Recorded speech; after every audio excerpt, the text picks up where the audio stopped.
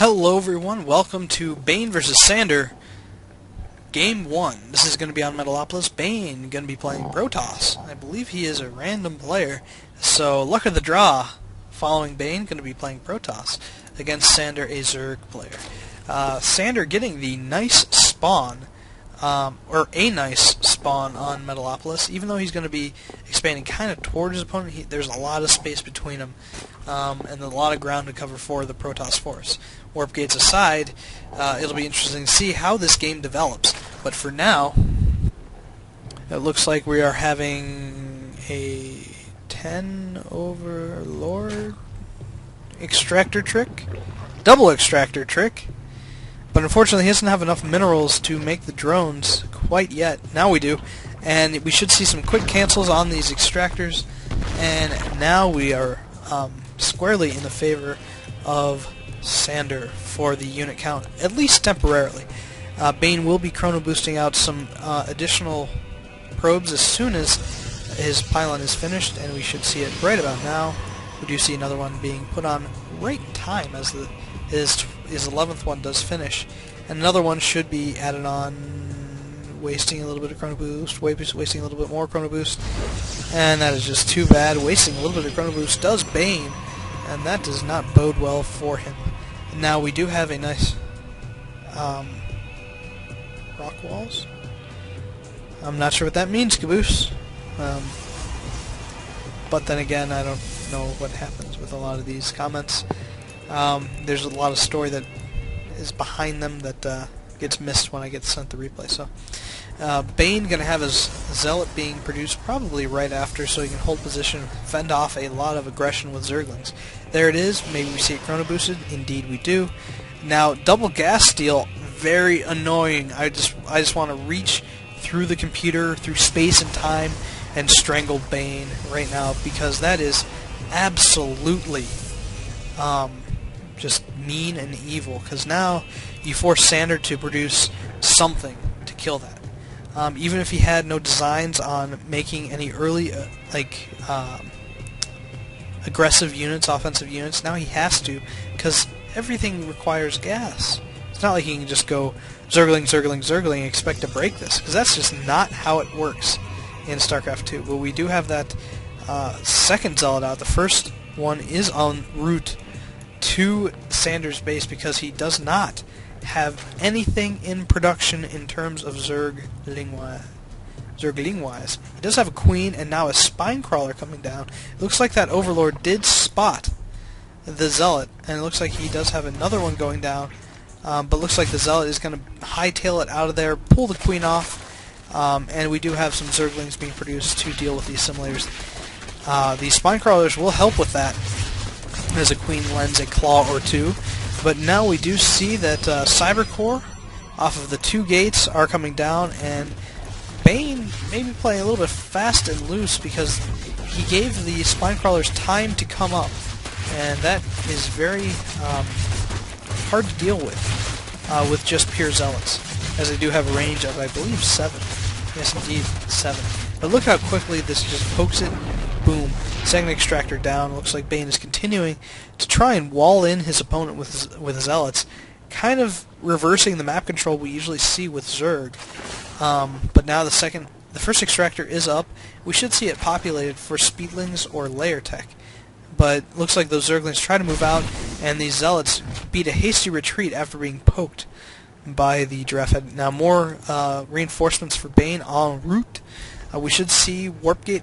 No, we don't. In fact, it looks like maybe Bane is thinking about getting a 2-gate cyber expansion, because he does have a ton of minerals. Looks like he just lost focus on his base, building another gateway, getting one more Zealot, and chrono boosting the hell out of Warp Gate. Because who wants to take that trek? Not me.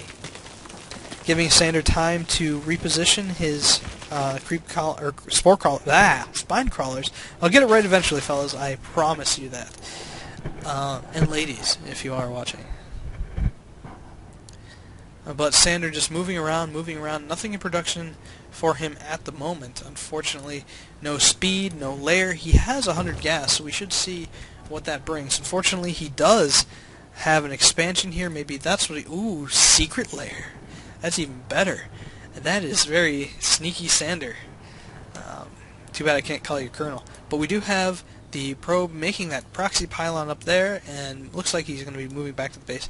An exploratory zealot is going to move out and try to get a couple free hits on these zerglings, and he does.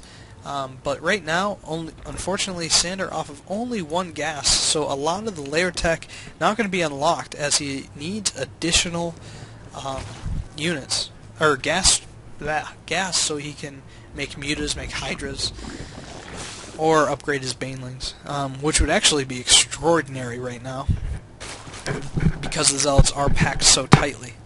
In fact, I think I might have done that in his position, but we do have Sander getting a Roach Warren right before the pop of the layer, getting his second gas at his expansion, and now a ton of zealots being more warped in. We don't have much in the way of anything else other than an expansion for Bane, continuing to make probes.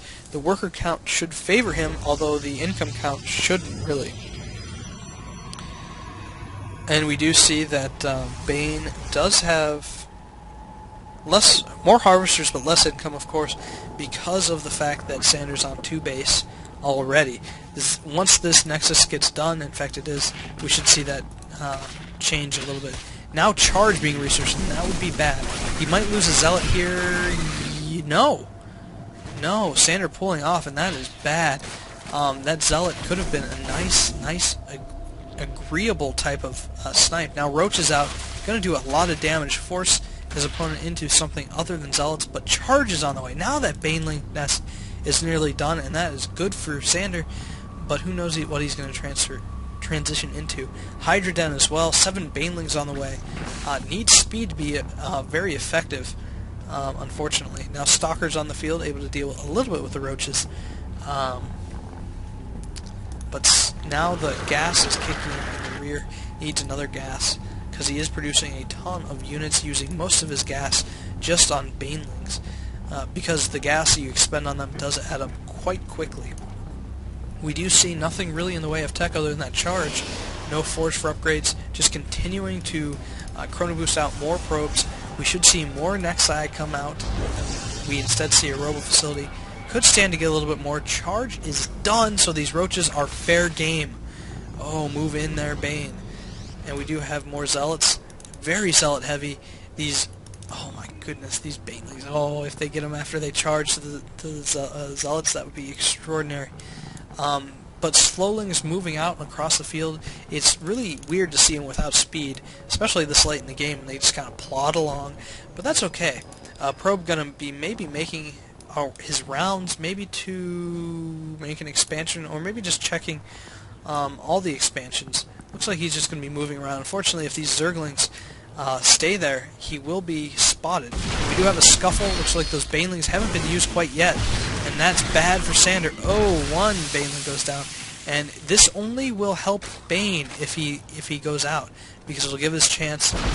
Looks like he's just going to suicide 3 of them, take out most of those Banelings, and he's going to run in and kill the rest of his units.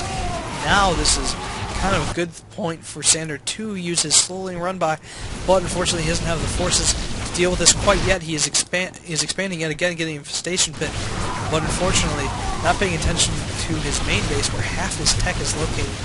This could be bad for him, as unfortunately his queen is down. Zergling's coming in, but there are too many zealots, especially with charge. But they do try and surround the Stalkers. Unfortunately, there are too many of them, and with only 10 Zerglings, it's not going to be enough, I don't believe. Now, these drones do escape, but that might tell something to his opponent. As soon as he finishes this, realizes that he saw Hydras. Now, it usually doesn't click, but for a player that is facing something like that, maybe has seen his expansion or two, does have a proxy pylon ready to warp in a ton of units, I hopefully will see. Oh, that Zergling run-by was extraordinary! Wow! Using 2 production cycles back at his main, losing a bunch of probes. Actually, not all that many, but still, that was very effective. And unfortunately, the probe going down to 4 drones as a spawning pool gets made yet again, which is kind of curious, as he could go straight Hydras and do very well for himself. He does have the gas now. We used these 2 infestors, but that's not going to be all that effective.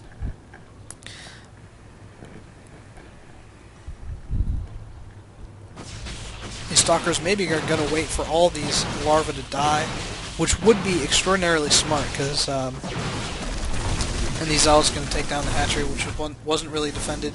We do have 3 infestors now being made, but this is pretty much it. Larvae die. We only have 1 infestor now being made. Not enough for fungal. A couple of infested Terrans not going to make the biggest difference here. They're going to go pop, and